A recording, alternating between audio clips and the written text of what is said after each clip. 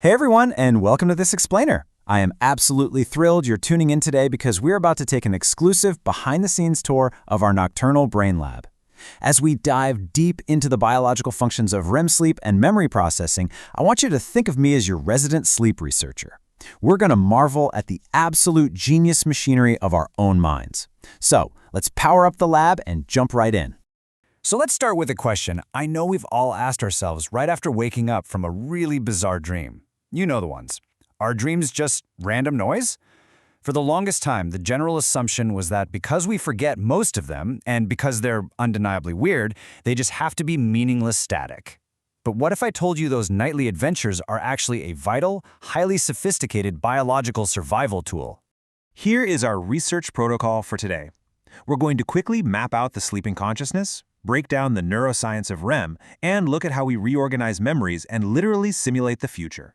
Finally, we'll wrap up with the concept of overnight therapy and the weird biology of forgetting. Okay, phase 1. The sleeping consciousness. First off, we really need to reframe how we think about sleep. It is absolutely not a system shutdown. It's an incredibly active, completely alternate state of being. The sleep researcher Michelle Carr really hits the nail on the head here. She says, dreaming is our sleeping form of consciousness. It's how we experience being alive while asleep. Just think about that for a second. All day long, we're perceiving, feeling, and thinking, right? When we sleep, that processing doesn't just switch off. It completely changes shape. You don't lose consciousness. Your consciousness just shifts gears. Your waking consciousness feels very concrete, very straightforward.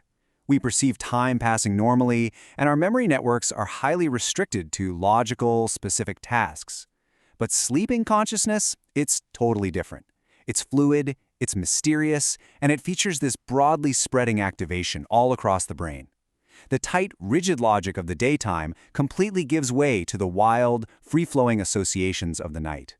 Moving into phase 2. The neuroscience of REM. Let's look under the hood of the biology here, focusing on the absolute superstar of our sleep phases, REM. It stands for rapid eye movement. Now, we do actually dream in every phase of sleep, even light stage 1, but REM is special. It happens mostly toward the end of the night and into the morning, and it is a highly active phase packed with sensory motor vividness and intense emotion. If we hooked you up to our laboratory monitors during REM, your brainwaves would look surprisingly like you were wide awake. The crazy thing here is that while you subjectively feel perfectly still in bed, your biology is incredibly busy. We're talking rapid eye movements, literally darting around behind your closed lids, distinct changes in your heart rate, shifts in your breathing, and actual muscle twitches. Your physical body is reacting to the internal simulation your brain is running in real time. Let's dive into phase 3, reorganizing our memories. So why is the brain burning so much energy at night? Well, welcome to the biological memory pipeline. Step 1, you learn something new during the day. Step 2, during deep, non-REM sleep, the brain reactivates that specific memory just to strengthen your hold on it. But step 3, this is where the magic happens. During REM sleep, the brain takes that new piece of data and integrates it into your entire autobiographical memory network. It brilliantly connects what you learned today with related memories from a week ago, or honestly, even years ago.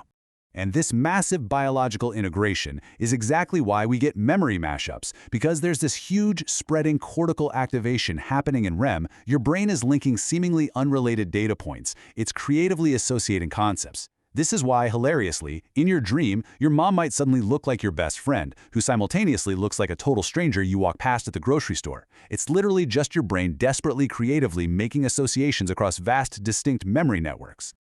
All right, phase 4, the dream simulation model. Listen, if you take anything away from this explainer today, let it be this. We are reframing the dreaming brain as an advanced, predictive survival engine. The simulation model suggests that dreaming isn't just some boring replay of your past, it's a predictive tool. Your brain is generating completely new scenarios, testing out different variations of events you might run into in the future. It's exactly like a virtual reality flight simulator, safely prepping your mind and your emotions for whatever waking life might throw at you next. Fascinatingly, this simulator occasionally glitches, mostly by accidentally incorporating real-time physical feedback from your actual bed. Researchers note that some of our most universal, bizarre dream themes might actually have physical roots rather than deep psychological ones. Like dreams of flying? That might just be your brain awkwardly interpreting the physical sensation of lying totally horizontal. Teeth falling out? Research shows it strongly correlates to literal nocturnal teeth grinding. And that terrifying feeling of being unable to run from a monster? That's just your brain realizing that during REM sleep, your body is in a state of biological sleep paralysis to keep you from acting out your dreams. Moving on to Phase 5, overnight therapy and nightmares. Let's look at the emotional heavy lifting our simulator is pulling off here. The simulation isn't just physical, it is deeply emotional. Research shows that if you actively suppress a thought or totally avoid a personal conflict during the day, your brain will almost certainly force it to the surface during REM sleep. Why? Because the sleeping brain provides a safe, fluid state to compute stressful emotions and help you adapt to them. It is literal overnight therapy. But what happens when that therapy fails? Well, a normal dream provides adaptive processing, and you wake up feeling refreshed. A nightmare, on the other hand, happens when an emotion or trauma is just so overwhelming that it short-circuits the therapy cycle. It totally disrupts the sleep loop, snaps you awake, and physically spikes your cortisol, your stress hormone.